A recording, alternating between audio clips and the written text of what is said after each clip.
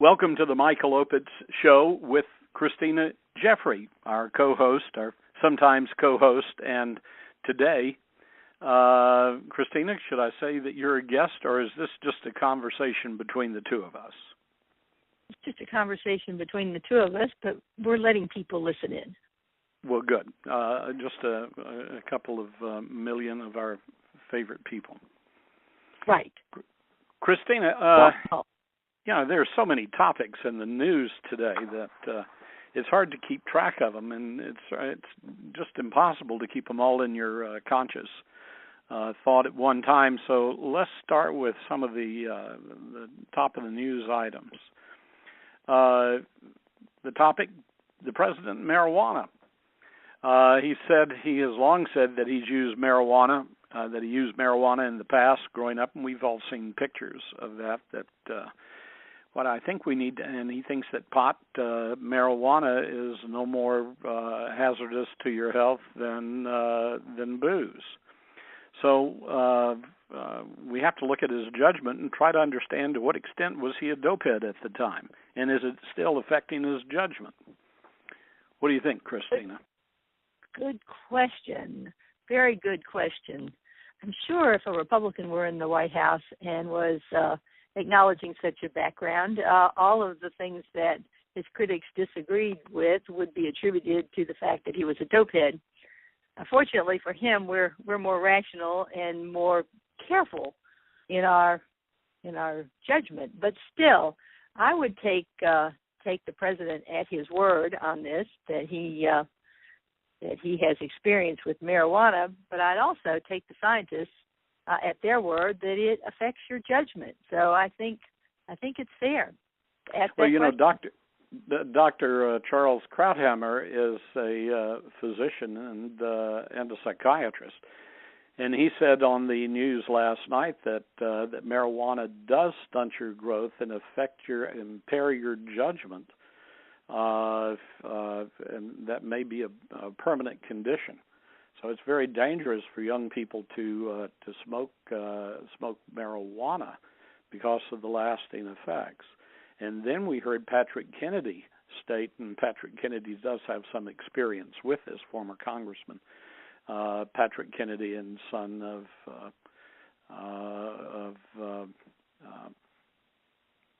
which another Kennedy? Person familiar with intoxicating. Son of Ted Kennedy, I believe. Is Patrick Kennedy Ted Kennedy's son or Robert Yes, Kennedy's I think son? so. I think he's Ted Kennedy's son. But the whole family is familiar with intoxicating substances. I think that's how they made their money originally. Yeah, and Ted was inebriated when he went off the bridge, killing Mary Jo Kopechne. And he skated with that. But even Patrick Kennedy stated yesterday that the president, he used the words the president was wrong in his assessment of marijuana, and that it is a highly dangerous drug, and that the marijuana that supposedly Barack Obama was smoking in his youth, and quite frankly, we don't know if he's ever stopped smoking it. He may be smoking it today. But that the marijuana that is out today has been the THC active ingredient is far, far more potent than marijuana was back during the 60s, 70s, and 80s. Well, that's something else to take into consideration, especially with this big push to legalize it. We already have it legalized in Colorado. It's on a ballot initiative in Oregon. The president making statements about how it's not any worse than alcohol is going to have an impact on the voters, I'm afraid. It may be that we should add the president's opinion of marijuana to his opinion of the North Koreans, his opinion of the NSA, his opinion of how we improve health care, and so forth, as things that we shouldn't trust the president on. Well, the president has never come out and stated that he no longer smokes dope, or no one has ever asked him, when did you stop smoking dope? We know you smoked it in high school because you admitted it, if you smoked it in high school. probably ran around with a similar crowd in college. You wouldn't, and if that's the case, then when did he have his last join? Was it in the White House, or was it sometime before that? So those are legitimate questions to ask. Well, you know, People he's would gone certainly, on the Bill O'Reilly. Yeah, he's gone on the Bill O'Reilly show. Maybe he'll come on the Michael Opitz show, and you can ask him. I will. You know, certainly somebody would have asked. George Bush said, "Yeah, he used to do cocaine, but he stopped." And I think Barack Obama did cocaine too. I think Bush made it very clear that when he was saved from all of that, and that he no longer even drank. That's right. But he's on the record with those kinds of statements. Mr. Obama is not. We would certainly like to hear that statement from Obama, but can you trust him to make a truthful statement when he doesn't have a track record of truthful statements? Actually, you can keep your own doctor, and you can keep your health care plan. Well, apparently you can keep your next door neighbor if she's a spy. You can keep your what? Next door neighbor, even if she's a spy. I didn't have sex with that woman, Monica Lewinsky.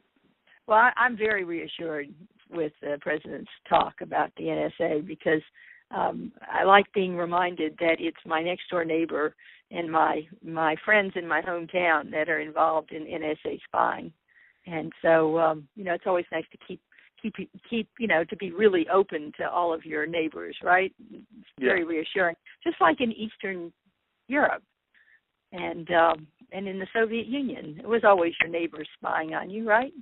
That's absolutely correct. And Obama has come out and said that that we should spy on our neighbors and our coworkers. So if we see them doing anything at all questionable in our mind, we should report it to the government. Absolutely, because the government cares about us. That is absolutely chilling. That's the definition of a police state. It is the definition of the police state, and the media has become an arm of the propaganda. George Orwell had it right, but he didn't carry it far enough.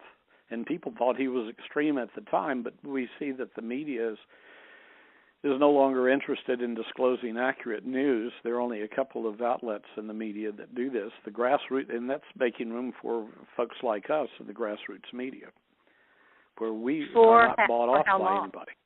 What? For how long? Well, that's a good question. We can assume that NSA is listening in, taping our show.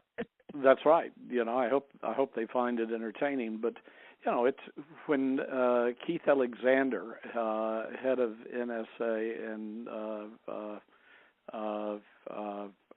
let's see, who is head of the Security Council? You got Keith Alexander.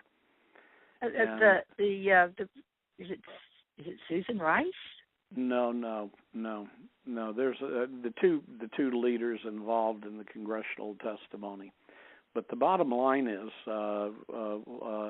Clapper.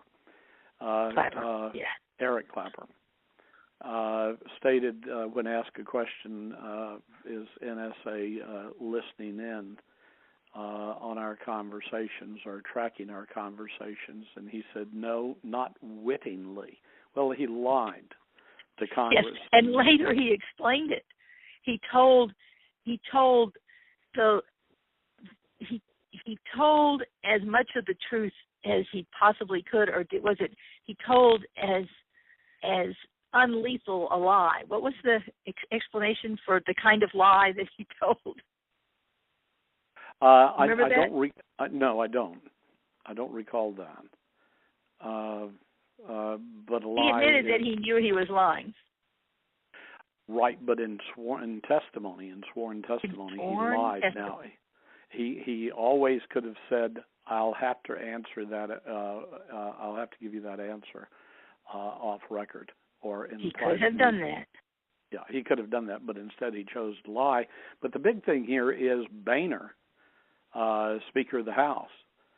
They could have brought him up on charges right then. And should have.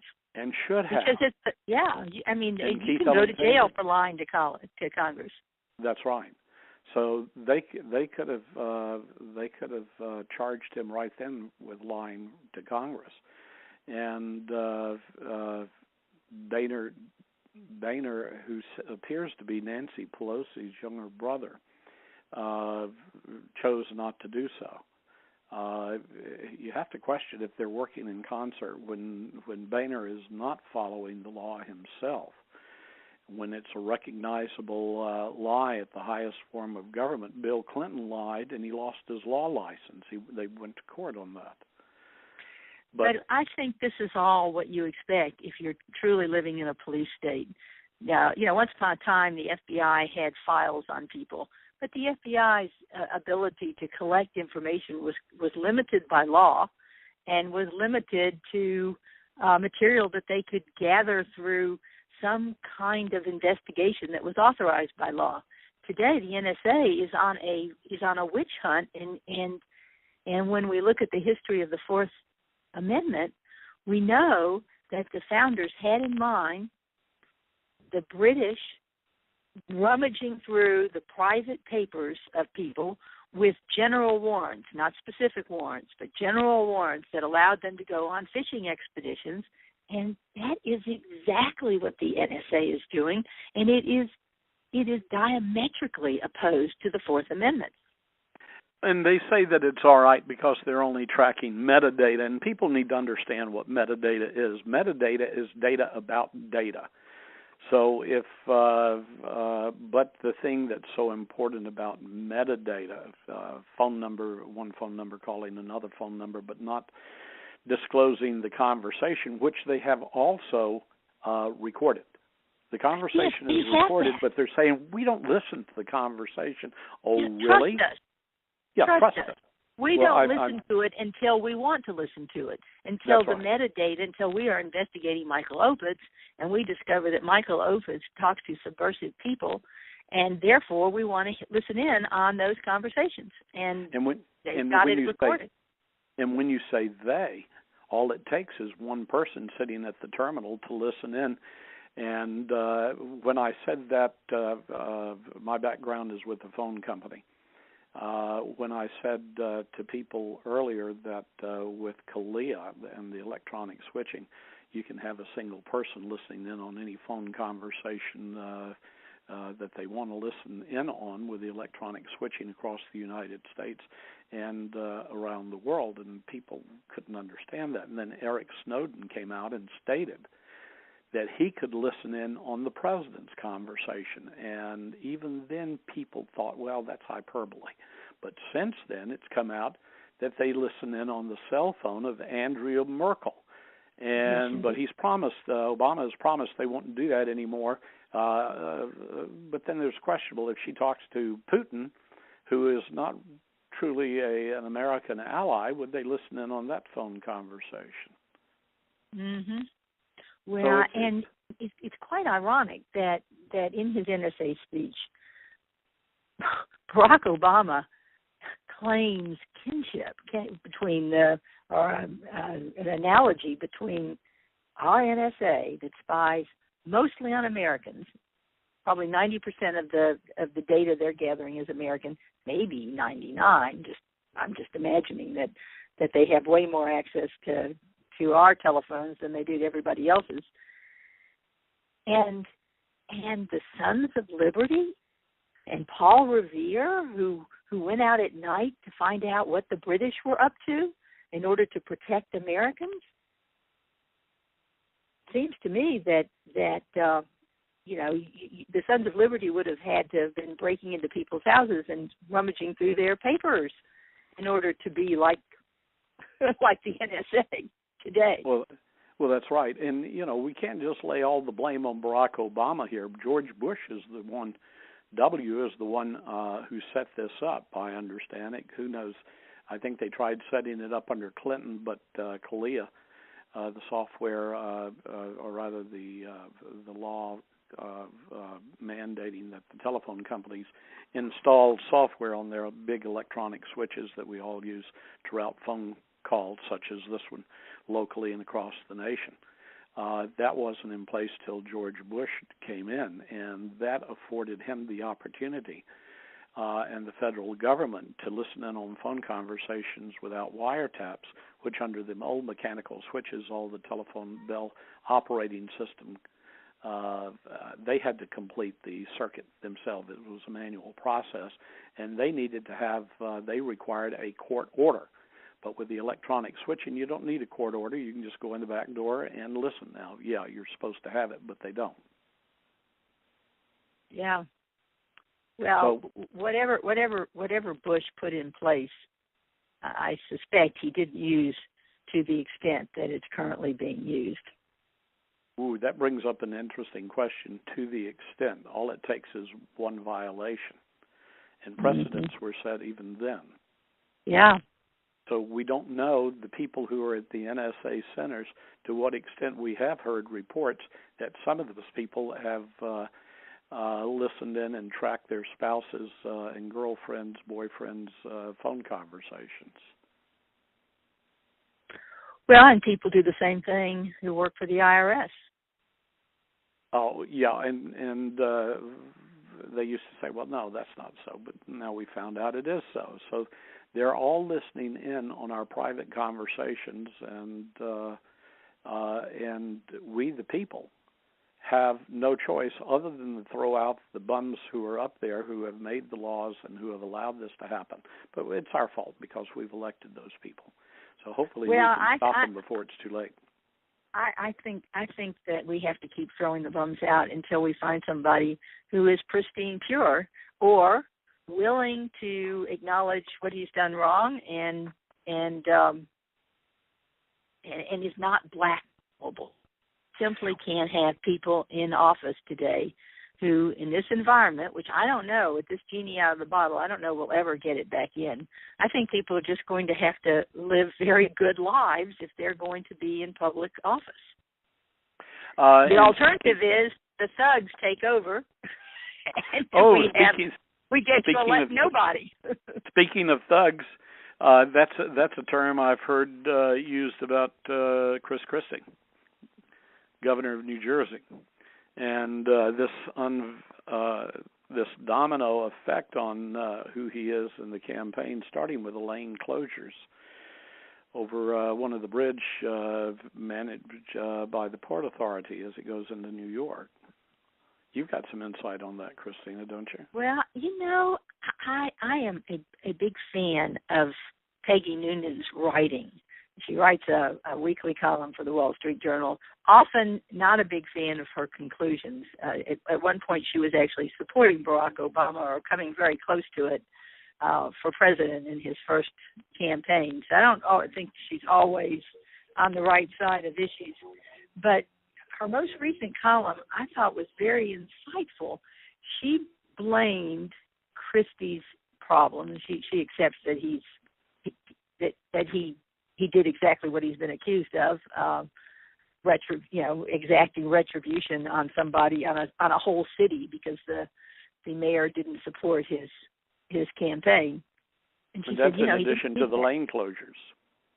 Right. It was the lane closures were retribution for lack of support.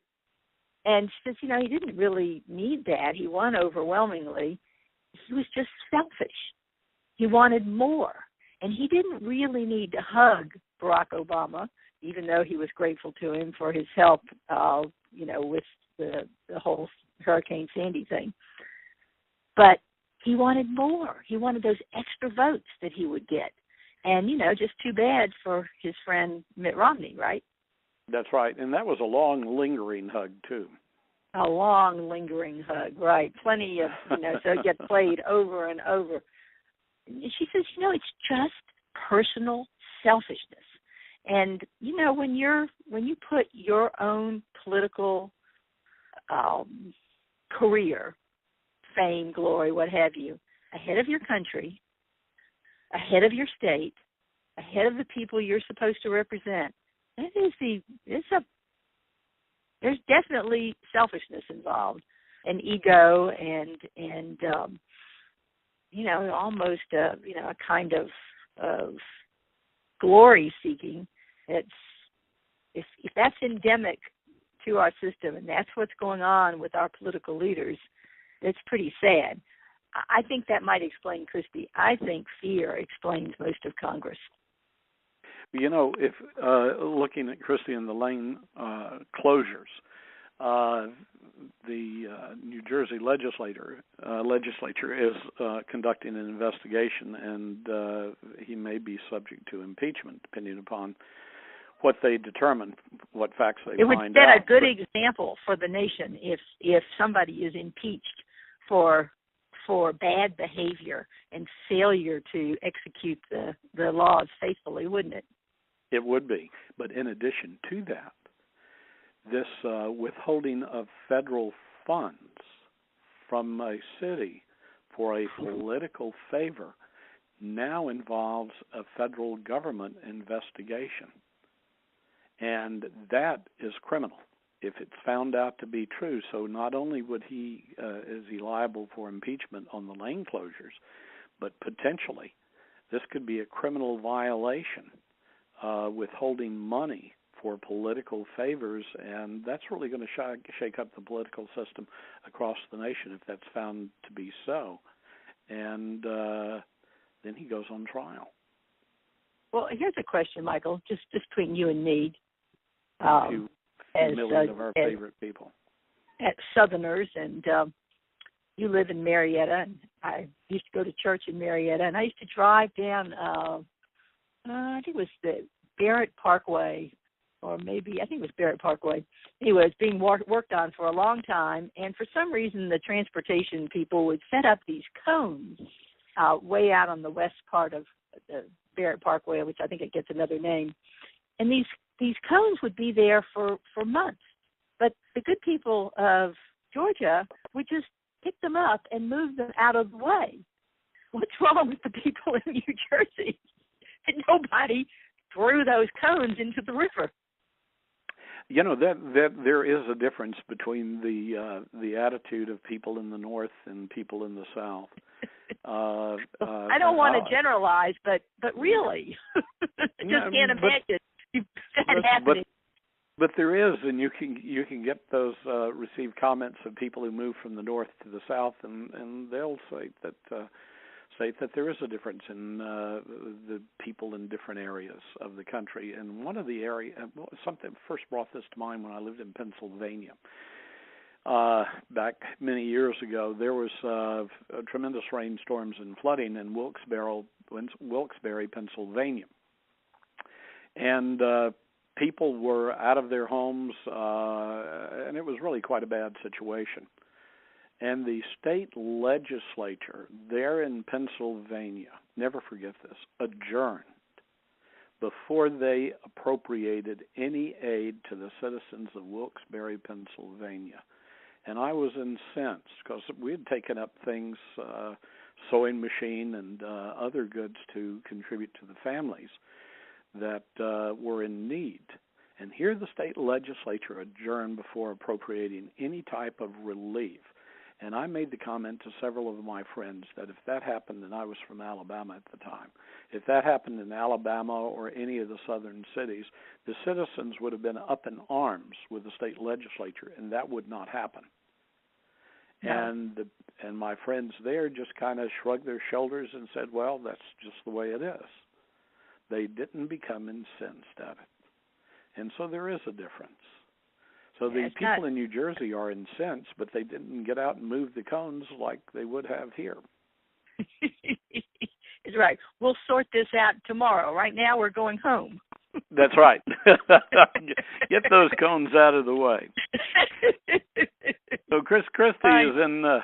He's in for a bumpy ride yet, and the Democrats are all piling on, and he's a good go-along to get along, middle-of-the-road, moderate Republican, and I still am trying to figure out what the definition of moderate is, other than that's what one liberal calls another. Well, I think that's still a good topic. But you know, as weak as the Republicans are, and as cowardly, it just never ceases to amaze me. I guess I wasn't. Maybe if I were a millennial, they're probably not very easily amazed at the blatant hypocrisy of the progressives. I mean, Clapper is caught, as being in a blatant lie. And I can't remember now, was that before or after he was tasked with an independent review of the nation's surveillance technologies? But in any event, he was the former independent reviewer. Now who do we have? John Podesta.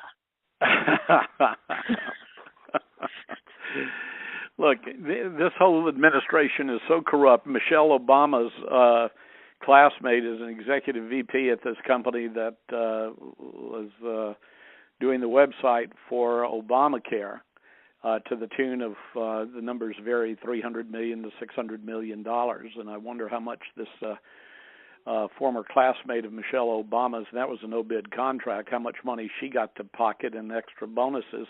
And these people, this company is still doing 4 or 5 other projects for the federal government, even though they're no longer supposedly working on Obamacare. And Accenture, who has also contributed to the Obama campaign by providing them the technology for tracking their votes, now has the contract for some $80-90 million, and no one says a thing, including the Republicans. So I don't know if they're the Republicans in Washington, the mainstream establishment Republicans, are stupid or are they complicit? Well, I think they're scared. I think that the NSA has dug up dirt on them. You know, these people are our age, Michael. And you know what was going on in the 60s? Yes. Yeah, a lot of people who claim to be Christian right haven't publicly confessed what they were doing in the 60s. The 70s were worse. And as long as you have secrets and the NSA knows what they are, and you're not willing to acknowledge what you've done wrong and how you've amended your ways, then you can be blackmailed. And so you can't afford to be a hero. You're scared. So that's the way they look to me, quite frankly. Well, when Boehner and Mitch McConnell come out and attack the Tea Party conservatives, and the Tea Party essentially are people who strongly believe in the Constitution and they believe in a responsible physical government. But when Boehner and McConnell come out and attack the Tea Party in much, much stronger terms than they attack Democrats, then it's obvious that they are more closely aligned with the Democrats than the people who believe in the constitutional foundation of our country. And that's absolutely. That's strange. And they absolutely need to go. They absolutely cannot represent the people who are proud and happy with the inheritance of the Constitution, what the founders gave us. And as for the rest of those folks, I think they're looting the United States like a third world country would do if the United States were pouring money in. They'd be giving out contracts to their friends and to their family, and they'd be stashing money in Swiss bank accounts, knowing that it can't last forever. But by being inside America, really traitors inside the walls, they can loot America forever, especially if they get a stranglehold on our education through Common Core, which takes away the stories of America and teaches the kids to question everything, starting with the Declaration of Independence. It was not. Those guys didn't believe in the equality of all men. They believed in the equality of all white men. Well, it's not questioning everything. It's believing in the dogma and the propaganda in the same way that Hitler and Stalin used to control the educational system in their countries. Yeah, but it's not rote memorization. They're not going to memorize anything. They're going to be presented with snippets, critiques of the Constitution, for example, and then asked to debate based on that snippet. And it's a false debate. They don't have any facts. So they're going to think they're doing critical thinking, and probably doesn't matter which side they take. They're going to be wrong either way because they haven't been taught anything. Critical thinking. That's a rarity. I heard Andrew Mitchell say yesterday, day before yesterday, that the phone companies regarding NSA and how NSA was going to handle the database. She said that the phone companies did not have search capabilities to identify the metadata that was needed, and which is numbers calling other numbers. It said only NSA has this capability, and she said that with such assurance that she really knew. But having worked on the inside with the phone companies, they do have that search capability. They do have the data. That's their data. Of course they do. So and Andrea if they Mitchell, didn't, how could you turn it all over to, the current plan is, oh, well, if we can't trust the NSA, which is an amazing thing to say, we'll let the phone companies hold all this data. Yes. And that's the phone kind of companies like your friends don't and neighbors, right? Yeah, the phone companies don't want to do it because they're then going to be bound to turn it over only with a subpoena or court order. I would think that it would be appropriate to let the phone companies keep it and make sure that it is that you can't that it has high level of security, so that an NSA can't go in and get it. But who knows what they can do and what they can't do. There's always a system to overcome another system to defeat another security system. And it's all about as James Carville once famously said, boob bait for the bubbas. We're the bubbas. That's right. And so you tell the bubbas, oh, the phone company's taking care of this. Don't worry, we can't get it without subpoenas. All the while, all those back doors are still open. Oh, absolutely. Oh, absolutely. The employees have access to all of that information, and so all you have to do is you get your inside guy, and your inside guy gives it to you. And on top of that, the government will say, look, if they fire you, we're going to hire you, and we're not going to let them fire you, and we're going to protect you. You're working, after all, you're working for the government. Yeah. Michael, let me ask you something. Go ahead. In our earlier conversation, you said that they can listen in real time. But yes. Aren't they also, and I said, I understood they were recording everything. Are they recording everything? Well, they are, but everything? they can listen. Yeah, they're recording it, but they can also listen in real time. Right. So the purpose of the metadata is, well, first of all, to find out who's talking to whom, and then if who is talking to a whom we're really interested in, we can go in and listen to those pull them up, listen to those conversations, recordings. That's correct. That's correct. Yeah.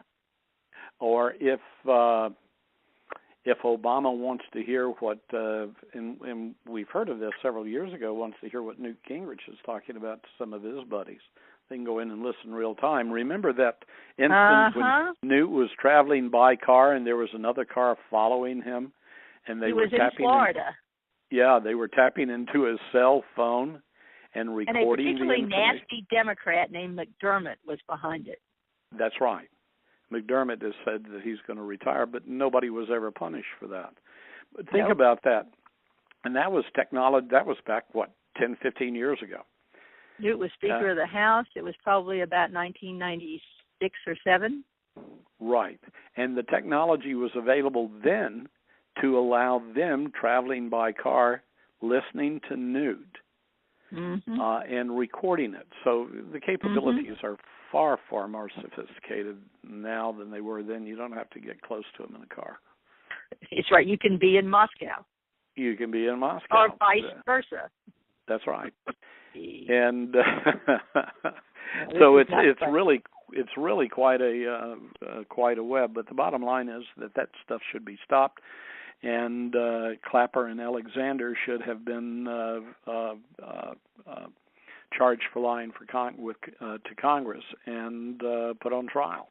You can't make excuses and exceptions, and we proved that with Richard Nixon. The president at that time could not do it, and I applauded that because that set a standard, which since then seems to have been ignored with the brief respite from Bill Clinton. Issue with lying to Congress as well.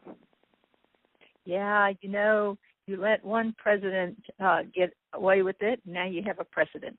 It would be So it would be racial prejudice to hold another president to telling the truth after you let Clinton off, right? That's right.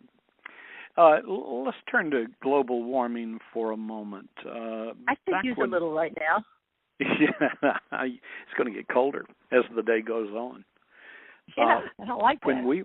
When we were in college, and this dates us a little bit, but when we were in college, I remember articles in Time magazine and Newsweek stating that global cooling was going to usher in the next ice age, and that global cooling was a result of pollution and hydrocarbons, and we need to cut down and control the factories. These are the same arguments that the fascists always make, that government controls the factories.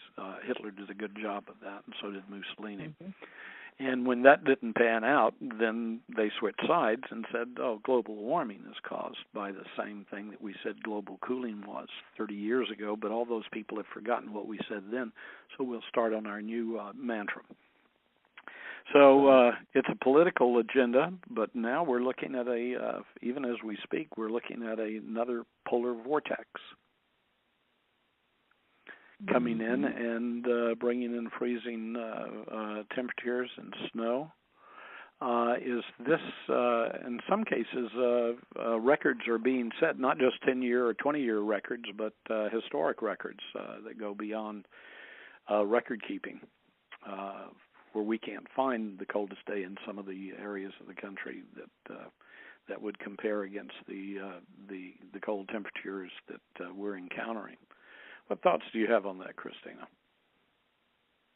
I just think it's all part of taking money from those of us who don't have very much of it and transferring it to those who already have most of it. Do you destroy factories? You destroy industries.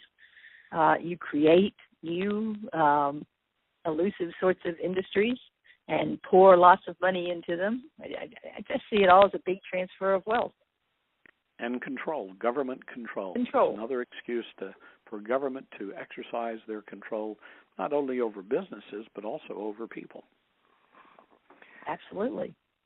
You can't do this because it will add to global warming. You must do this because it will help fix global warming.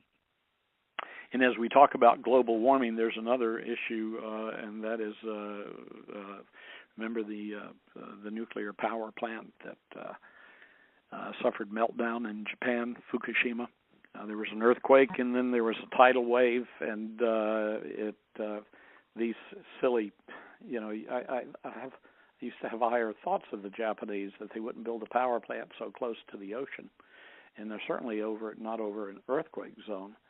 But the radiation, the problem with that continues, and it's getting more severe. Did you know that 400 tons of radioactive water is pouring into the ocean at Fukushima every single day?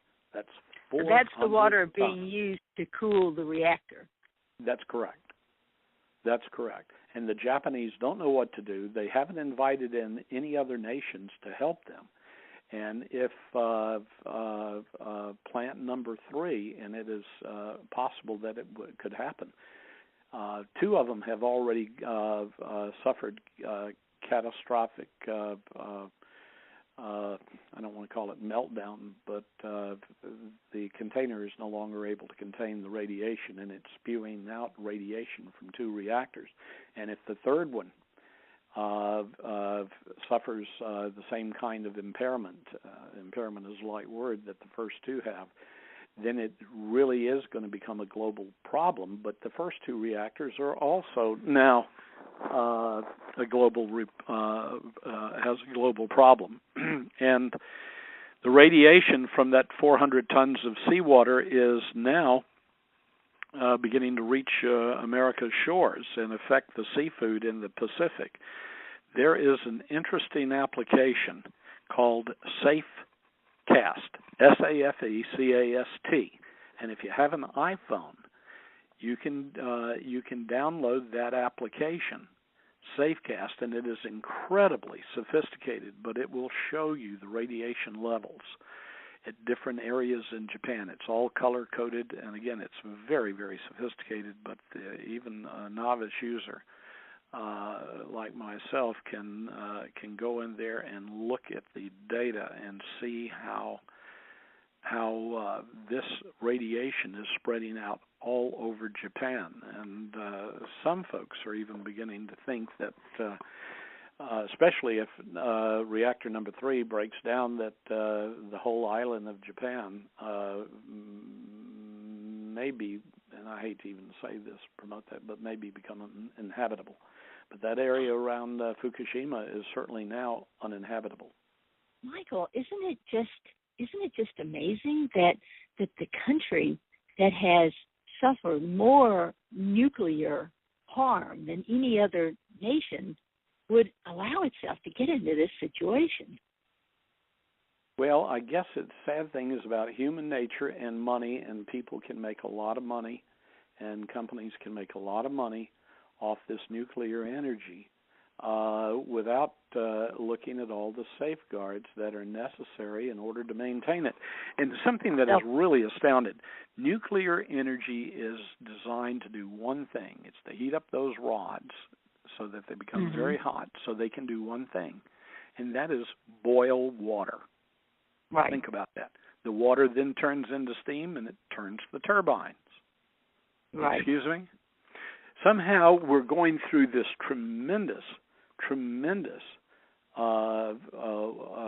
work and research just to boil water and jeopardize our safety. Maybe you don't know the answer to it, but how do they treat the radioactive water in Europe? You know, there's a lot of nuclear nuclear plants in Europe, and they're mostly not close to the ocean. I doubt they're pouring radioactive water into the Rhine. What do they do to clean up their? Well, Germany's shutting waters down all of their nuclear power plants and going to solar. So we're still not sure how that is working out for them, but tremendous increases or advancements are being made into silicon solar collectors so that the cost of that energy is going down. But if Germany doesn't have any deserts, any like the Mojave or areas in New Mexico and Arizona where you can put these vast solar arrays to collect data. But so there's enough of a justification there for them that they are closing down their nuclear facilities. But going back to the radiation again, I'm just picking up lately that there is a leak, radiation leak coming from, and this is in South Carolina, it's affecting South Carolina, but that's at the Plant Vogel nuclear power plant. Have you heard anything about that? No, I haven't. Well, I've just gotten a glimpse of that information, and I need to research it more thoroughly before I talk about it. But I understand that there is a leakage problem, and it's something that you and I need to look into. Well, I will look into it. Either to confirm or deny, but it's out there in the press. Interesting. Well, I like to think that we have newer facilities and that they are under careful surveillance. That's what we're told. Well, yeah, you would think that. Let's I mentioned that the whole premise behind nuclear power plants is to boil water. So there are several complex exchanges that need to take place. And if you look at solar, and I'm not totally convinced that solar is the way, but it's one of those pieces that we certainly have to consider. But if you look at solar takes the sunlight and converts it directly into electricity without having to go through complex problems. And there's no hazardous emissions coming from the solar collection, other than the sun, which we're bombarded by electrons and protons every day from the sun. and we like the sun. So are you suggesting that maybe that it would cost less to just put solar panels everywhere and not build? What does it cost? About $1 billion to build a nuclear plant? $1 billion or $2 billion. What's $1 billion these days? That's right. It all depends on how many cost overruns they have. And now in Georgia, they're collecting the tax money in advance to pay for it, rather than waiting until it's built and then collecting the money. So we're subsidizing that facility, but yet we, the public, will not own it. Now, there's something wrong with that picture. No, I have been a big opponent of the way we regulate our entire energy programs. Certainly, I know how to do it in Georgia. I don't know how it's done in every state, but in Georgia, you can only make 8%. Right? You're a power company, and you are limited to making 8%. But you're almost guaranteed to make 8%. That's right. And it seems like basic math that 8% of $1 billion is better than 8% of $500 million. So there's no incentive to hold down costs, is there? No, there really isn't, and that's the way the telephone companies in the United States, the bell companies, used to operate. They were guaranteed a percentage profit. But we see whenever that kind of thing happens, and look at the federal government agencies when they have these multi-million-dollar parties, they add that money back into the cost of their operations. So, they're not forced to make sure that their expenditures are wise, other than oversight from each state's public service commission, and even then, they don't always get it right. Yeah, exactly. Lobbying is very intense with those folks. So it's evolving technology, and nuclear power plants, I think their day, especially with this thing with Fukushima, because that's going to cause us to reevaluate that entire program. And the information that I'm hearing on Fukushima is that already fish are in the Pacific are being radiated to the extent that we're seeing anomalies in the fish themselves, and you're not going to be able to eat the fish if this continues. And the radiation is just now reaching the California shores. And it seems, I heard just within the last couple of weeks, the federal government has been purchasing 14 million doses of iodine to prevent to protect the thyroid. Radiation poisoning. So there's something going on that our federal government is aware of that they're not telling us about, because you don't go out and buy that many. This is a perishable item. It doesn't have a long shelf life. The price of beef is going to skyrocket in Japan. Oh yes, and their exports will. People just need to become aware of Fukushima, and I don't want to make any outlandish claims because I'm not an expert in this area, but people can download that application and begin to see for themselves, and we need to have input from those folks at Georgia Tech and at MIT and other people who have expertise in nuclear radiation and how it's going to affect our food supply, because already the atmosphere has transported that radiation to the shores of our western shores, and of course, as the rainfall occurs, that goes into our groundwater, it grows into our grass, and the cows eat the grass, and it becomes part of our food cycle chain. And politics in California will get even crazier.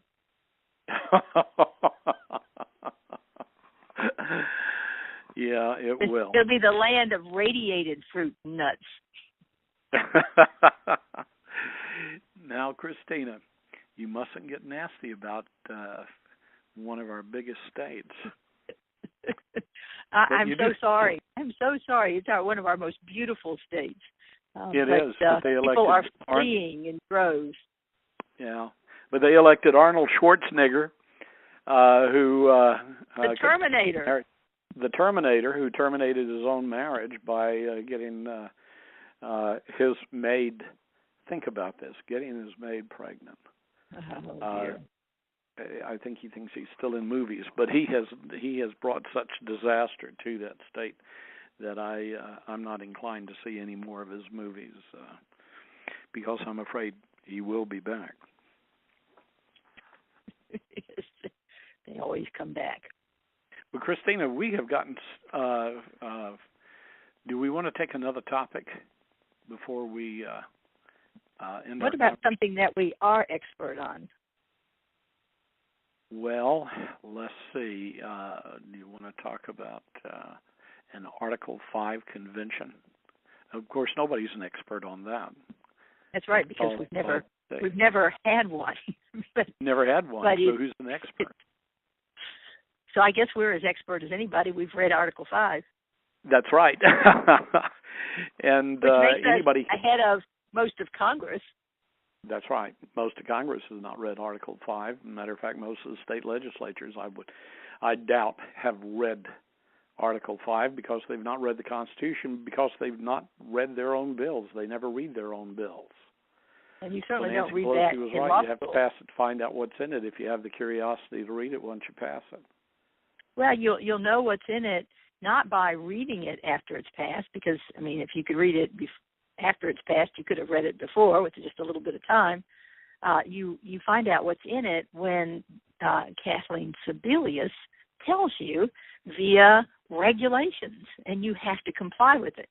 And then you know what's in it. But, of course, if you're in Congress, you're exempt, so you won't, you may never know what's in it. Let's tell the listeners what an Article 5 convention is under the Constitution of the United States. Go ahead. Well, I'll start with the ways that you propose, and then you can follow up with the ways that you ratify. So under Article 5, there's more in Article 5 than just an Article 5 convention. Under Article 5, there's two ways of proposing constitutional amendments. The most common method is for the House and the Senate to agree on the language for an amendment and send it out to the states. And it takes 2/3 of Congress to agree to the wording of an amendment. And the president is not involved. President is not involved. It's not something that goes to the president for his signature. That's one way of proposing, and that's the way every amendment to the Constitution has been proposed. The other way that has made it to the amendment, it actually, become an amendment. The other way is conventions in the states. And in that case, the process starts with the state legislatures, and the state legislatures pass a resolution. Each individual state has to pass a resolution calling on Congress to establish a convention for the purpose of adopting whatever amendment the states want adopted.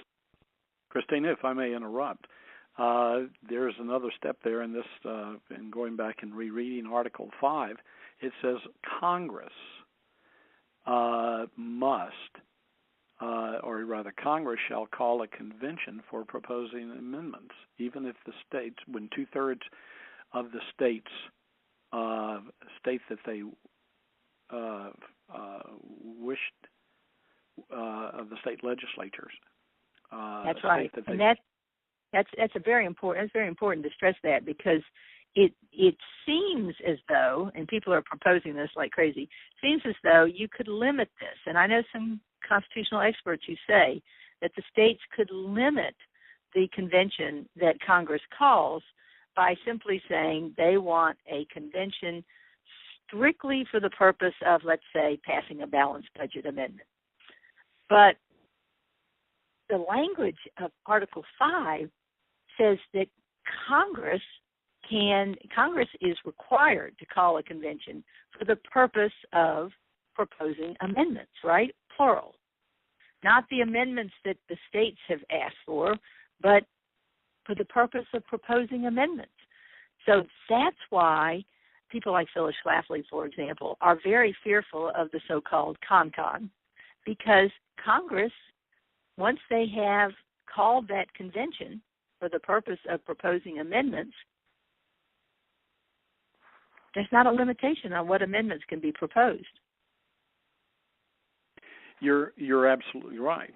But then we have contention of whether or not Congress, and who in Congress, whether it's Boehner or Harry Reid or both of them together, or whether they appoint somebody like George Soros to chair the convention. It's in question whether or not Congress can or should or has the authority to run a convention. No. Congress can't. No. There's a common law going back at least 1,000 years of what is a convention. And every time the Republicans have a convention in Georgia or in South Carolina, we have big arguments over what can be done at a convention. And every convention gets to adopt its own rules, gets to elect its own chair. And that is absolutely integral to our understanding of what is a convention. So Congress can't impose a chair or impose rules. The convention itself and the delegates at that convention will elect their own chair and will adopt their own rules. The influence that Congress will have will only be indirect and informal, but it could be very powerful. Powerful people in Congress are powerful in their states. They have networks of support, and lobbyists and friends and academics who support them, and the media. So, Congress isn't going to just snooze through this, but they're not going to have a formal role once they have called for a convention for the purpose of proposing amendments. Now, something to think about also, we think that this convention would be open to the press and TV cameras, and we would get to see what was going on at the convention. But a lot of folks may not realize that when our Constitution was written, representatives from the 13 colonies assembled there in Philadelphia. So essentially, to modify the Constitution that was Articles of Confederacy, excuse me. You're getting your revolutions mixed up. That's right, I am. Perhaps you want to pick that up. Well, I don't know. You've thrown me into the wrong revolution. Oh, the Articles of Confederation. No. Yes, but that's a good point. And remember, they handled that. It was only to modify the Constitution of that day. They modified it to death. They modified it to death and essentially rewrote it, and it became the Constitution. But they did it behind closed doors. That's the ultimate moderation, and they would not be prevented from doing that.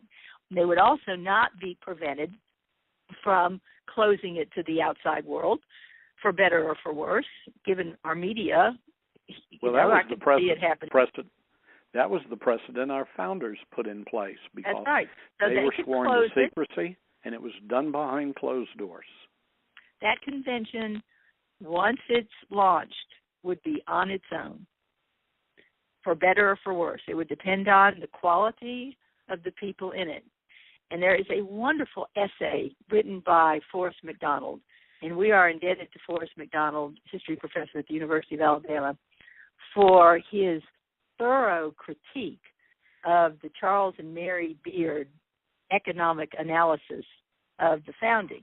The Beards insisted that our, as selfish as people are today, maybe even more selfish, and that they were out for their own material gain, and that was the motivation for the founding of the United States, the Declaration, the Constitution, and that's what I was taught in school, this economic analysis of the Constitution. Forrest McDonald meticulously researched the Founding Fathers, what they read, what they thought, what they wrote, and came to the conclusion that really they set aside their personal interests in order to create exactly the nation that they created. And it wasn't for their own personal benefit, and most of them did not benefit personally. Many of them were hurt. That's right. And the signers of the... Go ahead. Right. There's good research on that. Easily, you can go on the internet and find out what happened to the signers of the Declaration, and you can research what who and what happened to the founding fathers. They were at each other's throat, within a few years, doing the selfish things that politicians do. But really, as a believer, I really do think that this country benefited from divine intervention, and that will get me laughed at in academic circles, but that's the only explanation for so many smart people being so unselfish for 3 full months, right? Yes. While they wrote the Constitution. But the what MacDonald says in this essay, and it's really a part of a collection of it's kind of a biographical book that he's written. I wish I could tell you the name of it, but it's an essay in it about the need for a new constitution. And essentially he says the chances of getting that many people together with unselfish motivations, with the kind of intellectual and historical background that they brought to their study of government and what constitutes good government and what are the hazards that democratic nations face. With the kind of education that we give people today, with the selfishness that's rampant, he says he doesn't think we have a chance of an Article 5 Constitution convention turning out well. It would be, I think, if you look at the problems that we're having with governance today under the Constitution and how the Constitution is being disregarded and not used, and people opposed to the Constitution telling us it's a living contract and it can change as people want it to change. Given that kind of focus and people wanting to change the Constitution, change our government of the United States, not for the purpose of making a better government, but for the purpose of forcing their political views upon us. Or worse, the interests they represent. That's correct. We would not want to see the Constitution similar of the Soviet Union or China or any of the other countries replace our Constitution. It has been not only the beacon of freedom, but we have enjoyed the most wonderful lifestyle in the history of the world and provided protections and stability for the rest of the world, as imperfect as it may be. I'd like Christina, to see the energy that would go into getting this done, this Article 5 convention. I'd like to see that energy go into insisting in every legislature of this country that the Constitution and the Declaration be taught in high school, in public colleges, and public junior colleges as a requirement. I agree with you, and that should start in the 4th grade. Requirement. Well, Georgia has a requirement that at least in the universities, not in the junior colleges. I was surprised that in the junior colleges they don't require American government, but there is an American government. The Declaration, the Constitution, and the Federalist Papers have to be taught, and I think that contributes to better government in Georgia than you have in some other states, and a better sense of what it means to be a citizen, and that's why I think citizens in Georgia would take those cones right out of the middle of that bridge and throw them in the river, and the people in New Jersey don't. And on that, Christina, we must end our conversation, and we'll save the rest for later. But I'm so very glad that you were able to, you and I were able to get together today to talk about this wide variety of topics, and I hope our audience found it both interesting, entertaining, and more importantly, informative. But I thank you so very much with what you've brought to the table. And by the way, for those of you who do not know who Christina is, she is a PhD in political science and a college professor, and she is a former House historian for the U.S. Congress under Newt Gingrich. And we appreciate your being here today, Christina. Thank you so very much. Thank you, Michael. I appreciate all you do, and bless you. And you as well. So this is Grassroots Radio. This is the Michael Opitz Show.